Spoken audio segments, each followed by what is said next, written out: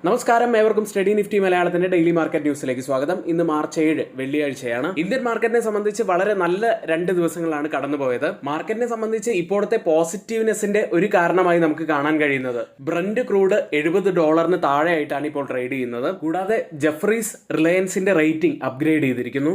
Indian വിപണിയെ സംബന്ധിച്ച് ഇതെല്ലാം ഇപ്പോഴത്തെ പോസിറ്റീവ്നെസ് ആണെങ്കിലും ഗ്ലോബൽ മാർക്കറ്റിൽ ഇപ്പോഴും ടെൻഷനുകൾ നിലനിൽക്കുകയാണ്. വാൾസ്ട്രീറ്റ് ഇന്ന് പുലർച്ചെ ക്ലോസ് ചെയ്തപ്പോഴും അത് തന്നെയാണ് സൂചിപ്പിച്ചത്. യുഎസിലെ 3 മാർക്കറ്റുകളും ഇടിയുകയുണ്ടായി. ഡൗ ജോൺസ് 1% ഇടിവും, S&P 500 1.78%, നാസ്ഡാക്ക് 2.61% ഇടിഞ്ഞു. US ട്രേഡ് പോളിസിയിലെ അനിശ്ചിതത്വമാണ് ഈ ഇടിവിന് കാരണം. USMCA വ്യാപാര കരാർ പ്രകാരം കാനഡയിൽ നിന്നും മെക്സിക്കോയിൽ നിന്നുമുള്ള ചരക്കുകൾക്ക് ഒരു മാസത്തേക്ക് 25% താരിഫിൽ നിന്ന് ഒഴിവാക്കാൻ ട്രംപ് ഇന്നലെ പ്രഖ്യാപിച്ചിരുന്നു. ബുധനാഴ്ച ഓട്ടോമേറ്റീവ് ഉൽപ്പന്നങ്ങൾ താരിഫിൽ നിന്ന് ഒഴിവാക്കാൻ ട്രംപ് തീരുമാനിച്ചു. ഇപ്പോൾ ഈ പറഞ്ഞതൊക്കെ തന്നെയാണ് യുഎസിലെ പ്രധാനപ്പെട്ട പ്രശ്നങ്ങളായി നിലനിൽക്കുന്നത്. എന്താണ് അവിടെ സംഭവിക്കുന്നത് എന്നതിൽ ഒരു വ്യക്തത ലഭിക്കുന്നില്ല. ചില സമയത്ത് താരിഫ് കൊണ്ടുവരുന്നു, ചില സമയത്ത് അത് ഒഴിവാക്കുന്നു. അങ്ങനെ ഒരു അനിശ്ചിതത്വമാണ് അവിടെ വിപണിയിൽ കാണുന്നത്.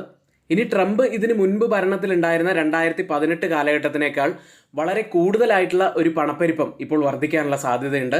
കാരണം താരിഫുകളും അത്രയേറെ കൂടുതലാണ്. ഇനി വെള്ളിയാഴ്ച യുഎസിൽ നിന്നും പേറോൾ ഡാറ്റയാണ് പുറത്തു വരാനുള്ളത്.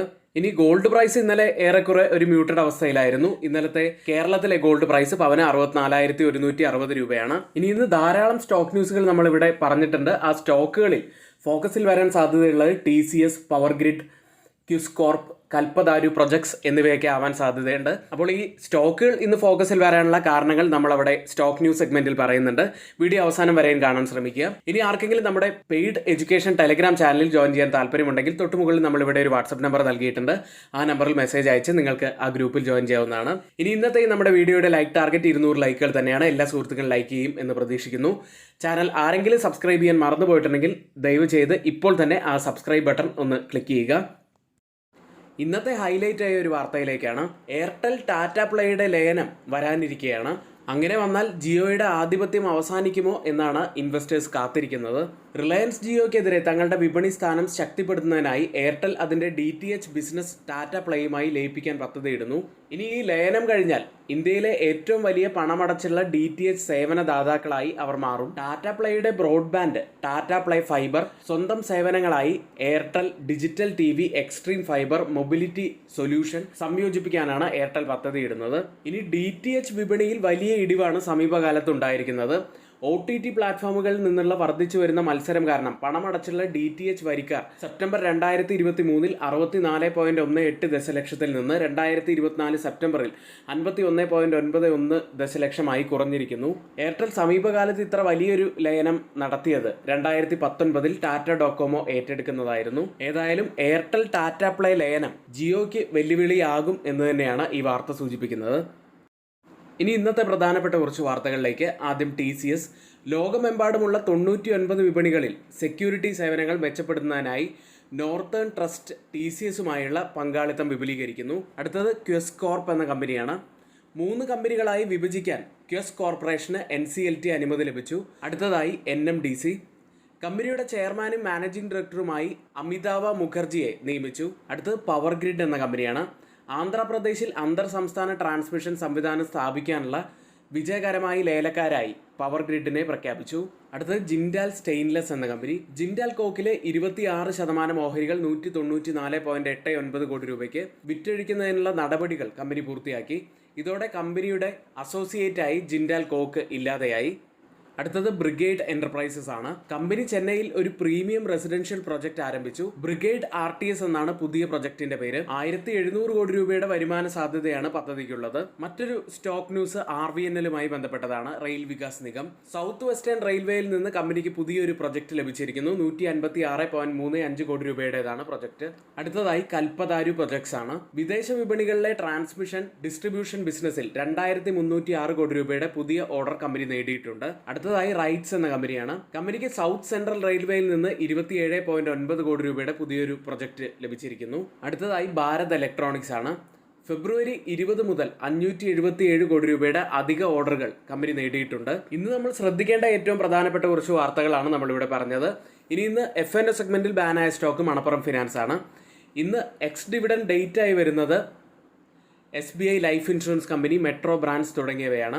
ഇനി എല്ലാ ദിവസവും രാവിലെ 9 മണി മുതൽ 3:30 വരെ നമ്മൾ പറയുന്നത് പോലെ എല്ലാ എഡ്യൂക്കേഷൻ വ്യൂസും നമ്മൾ നമ്മുടെ പെയ്ഡ് എഡ്യൂക്കേഷൻ ടെലഗ്രാം ചാനലിലാണ് നൽകാറുള്ളത്. സ്റ്റുഡൻസിന് ആ ടെലഗ്രാം ഗ്രൂപ്പിനെ കുറിച്ച് കൂടുതലായി അറിയണമെന്നുണ്ടെങ്കിൽ കമന്റ് ബോക്സിൽ നമ്മൾ ഇവിടെ ഒരു വാട്സപ്പ് നമ്പർ നൽകിയിട്ടുണ്ട്. ആ നമ്പറിൽ മെസ്സേജ് അയച്ച് നിങ്ങൾക്ക് ഞങ്ങളുടെ ഗ്രൂപ്പിൽ ജോയിൻ ചെയ്യാവുന്നതാണ്. എല്ലാ എഡ്യൂക്കേഷൻ വ്യൂസിന്റെ ഒരു റിവ്യൂ നമ്മൾ അവിടെ നൽകുന്നതുമാണ്. അടുത്തതായി FIDA ആക്ടിവിറ്റിയിലേക്കാണ്. 2377 കോടി രൂപയ്ക്ക് FIS സെല്ല് ചെയ്തിരിക്കുന്നു. DIS ആവട്ടെ 1618 കോടി രൂപയ്ക്ക് ബൈ ചെയ്തു. FIS അവരുടെ സെല്ലിംഗ് കുറച്ചു, DIS അവരുടെ ബൈയിങ് കുറച്ചിട്ടുണ്ടായിരുന്നു. എന്നിരുന്നാലും റീറ്റെയിലേഴ്സിന്റെ പങ്കാളിത്തം തന്നെയാണ് ഇന്നലെ നിർണായകമായത്. ഏഷ്യൻ മാർക്കറ്റുകളിലേക്ക് US-ന്റെ ട്രേഡ് ടെൻഷനിൽ ഇന്നിപ്പോൾ ഓപ്പൺ ചെയ്തിരിക്കുന്ന ഏഷ്യൻ മാർക്കറ്റുകളെല്ലാം ഇടിവിൽ തന്നെയാണ്. ചൈനയിൽ നിന്നും ട്രേഡ് ഡാറ്റ ഇന്ന് പുറത്തു വരാനുണ്ട്, അതും ഇന്ന് ഫോക്കസിൽ ഉണ്ടായിരിക്കും. ഇപ്പോൾ ഓപ്പൺ ചെയ്തിരിക്കുന്ന ഏഷ്യൻ മാർക്കറ്റുകളിൽ ജപ്പാൻ മാർക്കറ്റ് നിക്കി 1.81% ഇടിവിലാണ്. കോസ്പി മാർക്കറ്റ് 0.41% ഇടിവിലും. ഓപ്പൺ ചെയ്തിരിക്കുന്ന ഗിഫ്റ്റ് നിഫ്റ്റി ഇപ്പോൾ ഉള്ളത് 22,559 എന്ന നിലയിലാണ്. 23 പോയിന്റ്സ് ഡൗൺ സൈഡിലാണ് ഇപ്പോൾ ട്രേഡ് ചെയ്യുന്നത്. ഗിഫ്റ്റ് നിഫ്റ്റിയുടെ ഇപ്പോഴത്തെ ഈ ഒരു നില വെച്ച് നിഫ്റ്റിയിൽ ഏകദേശം 60 മുതൽ 65 പോയിന്റ്സിന്റെ ഒരു ഗ്യാപ് ഡൗൺ ഓപ്പണിങ്ങിനാണ് സാധ്യതയുള്ളത്. ഓയിൽ പ്രൈസുകളിലേക്ക്. US, കാനഡ, ചൈന എന്നിവിടങ്ങളിൽ നിന്നുമുള്ള താരിഫുകളുടെ സമ്മർദ്ദത്തിൽ ആഗോള ബെഞ്ച് മാർക്ക് ബ്രന്റ് ക്രൂഡ് $70 താഴെയായിട്ടാണ് ഇന്നലെ ക്ലോസ് ചെയ്യുന്നത്. വ്യാഴാഴ്ച എണ്ണവിലയിൽ മാറ്റമുണ്ടായില്ല. ബ്രന്റ് ഫ്യൂച്ചേഴ്സ് ഇപ്പോൾ ട്രേഡ് ചെയ്യുന്നത് $69.52 പെർ ബാരൽ എന്ന നിലയിൽ 0.16% നേട്ടത്തിലാണ്. WTI ഉള്ളത് $66.34 പെർ ബാരൽ എന്ന നിലയിൽ 0.03% ഇടിവിൽ ട്രേഡ് ചെയ്യുന്നു. അടുത്തതായി നിഫ്റ്റിയിലേക്കും ബാങ്ക് നിഫ്റ്റിയിലേക്കുമാണ്. കഴിഞ്ഞ 2 ദിവസമായി നല്ല റിക്കവറിയാണ് നിഫ്റ്റിയിലും ബാങ്ക് നിഫ്റ്റിയിലും കാണാൻ കഴിഞ്ഞത്. ഇന്നും ആ ഒരു പോസിറ്റിവിറ്റി നിലനിർത്തും എന്ന് തന്നെ പ്രതീക്ഷിക്കാം. ഇന്നലെ നിഫ്റ്റി ഒരു ഗ്യാപ്പ് അപ്പിലാണ് ഓപ്പൺ ചെയ്തത്. ആദ്യ മണിക്കൂറിൽ തന്നെ നിഫ്റ്റി ഇടിയുകയുണ്ടായി. പിന്നീട് ഒരു റിക്കവറി നടത്തി 22,500 മുകളിലായി ക്ലോസ് ചെയ്യാൻ സാധിച്ചു. 22,544-ൽ 207 പോയിന്റ്സ് ഉയർന്നാണ് ഇന്നലെ ക്ലോസ് ചെയ്തിട്ടുള്ളത്.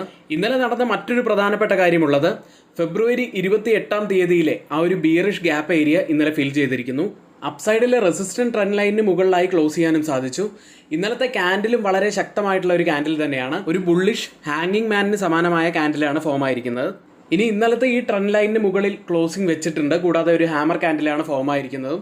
ഇതൊക്കെ പോസിറ്റിവിറ്റി ആണെങ്കിലും ഈ റെസിസ്റ്റന്റ് ട്രെൻഡ് ലൈനിന് മുകളിൽ സസ്റ്റെയിൻ ചെയ്യാൻ കഴിയുന്നുണ്ടോ എന്നത് മറ്റൊരു ചോദ്യം കൂടിയാണ്.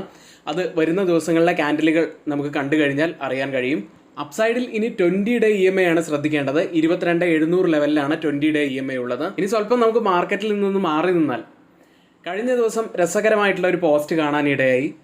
ബുൾസ് വെക്കേഷനിലാണ്, ആ വെക്കേഷൻ കഴിഞ്ഞിരിക്കുന്നു എന്ന രീതിയിൽ ഒരു പോസ്റ്റ് കാണാനിടയായി. ഇപ്പോൾ മാർക്കറ്റിന്റെ ഈ ഒരു തിരിച്ചുവരവൊക്കെ കാണുമ്പോൾ സത്യത്തിൽ ബുൾസ് വെക്കേഷനിലായിരുന്നുവെന്നും ഒരു തിരിച്ചുവരവ് ഇപ്പോൾ നടത്തിക്കൊണ്ടിരിക്കുകയാണെന്നും ഉള്ള ഒരു ഫീല് നമുക്ക് കിട്ടുന്നുണ്ട്. ഏതായാലും വരുന്ന ദിവസങ്ങളിലും മാർക്കറ്റ് നല്ലവണ്ണം തിരിച്ചു കയറട്ടെ എന്ന് തന്നെ പ്രത്യാശിക്കുന്നു. അടുത്തതായി മാക്സിമം ഓപ്പൺ ഇൻട്രസ്റ്റ് രേഖപ്പെടുത്തിയ കോൾ സൈഡിലെയും പുട്ട് സൈഡിലെയും സ്ട്രൈക്കുകളിലേക്കാണ്. കോൾ സൈഡിൽ കൂടുതൽ ഓപ്പൺ ഇൻട്രസ്റ്റ് രേഖപ്പെടുത്തിയിരിക്കുന്ന ആദ്യത്തെ സ്ട്രൈക്ക് 23,000 അതിനുശേഷം 23,500 സ്ട്രൈക്കും അതിനുശേഷം 22,800 സ്ട്രൈക്കിലുമാണ്.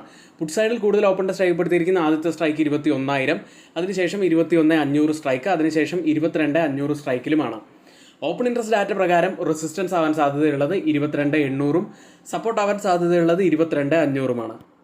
അടുത്തതായി ചേഞ്ച് ഇൻ ഓപ്പൺ ഇൻട്രസ്റ്റ് ഡാറ്റയാണ്.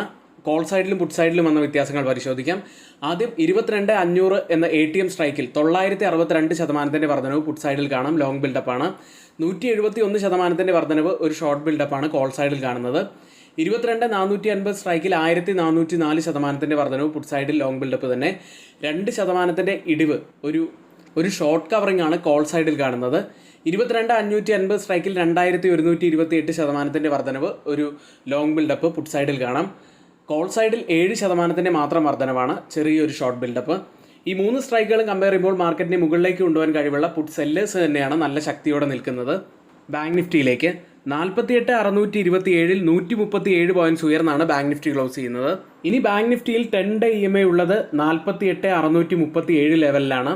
എന്നാൽ ഇന്നലെ ക്ലോസ് ചെയ്യുന്നത് 48,627-ലും, അതായത് 10-ഡേ EMAക്ക് താഴെയായിട്ടാണ് ഇന്നലെ ക്ലോസ് ചെയ്തിട്ടുള്ളത്. അപ്സൈഡിൽ 20-ഡേ EMA ഉള്ളത് 48,898-ലുമാണ്. ഇന്നലത്തെ ഡെയിലി ക്യാൻഡിൽ ഒരു ബിയറിഷ് ക്യാൻഡിലാണ് ഫോം ആയിരിക്കുന്നത്.